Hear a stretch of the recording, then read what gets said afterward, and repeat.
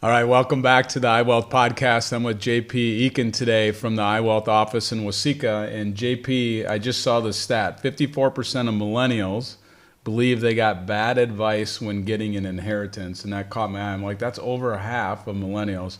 Now, whether you're Z or millennials or X, I guess that doesn't matter. But why do you think, what are some hiccups that they could be having with getting money as an inheritance? Like, I mean, we're not interviewing them today, but if you could think about what the confusion is, what comes to mind when you think about that?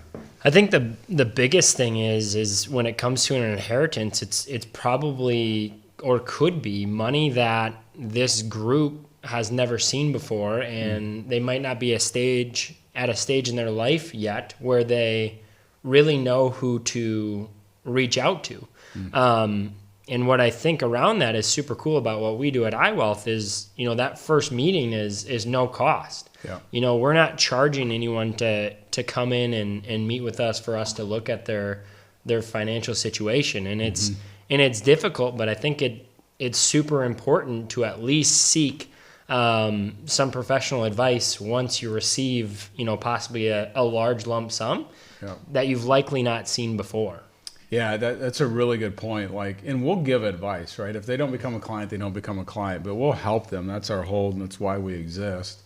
But that's a really good point. I just wonder, if they're doing it on their own, they're used to having a 401k or something and doing it on their own, like tax consequences, like inheriting a 401k from your mom or dad, or inheriting something like that. Like those can be a really big issue when it comes to taxes. So yeah, I don't know where they feel they got off from getting the right advice, but your number one thing would say go get advice, right? And number one thing would be go get advice, and on top of that, it doesn't just have to be from one person.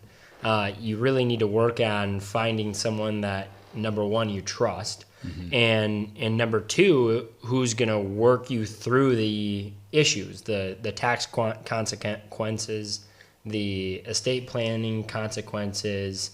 All of those things need to be addressed when you receive a large lump sum of money, because it doesn't just have consequences for yourself. Right. It could have consequences for your kids basically immediately if something were to happen to you also. Yeah. Quite frankly, I love AI. You know this. Yeah. I mean, ChatGPT and using AI tools, I love that. But if I'm sitting there at 40 years old and get $1 million inheritance because someone passed away, you're not going to throw that in ChatGPT and get very good advice on what you should do. There's a lot more questions that we would ask sitting in front of that 40-year-old to try to get to the bottom line of what they should do and make smart decisions with their money.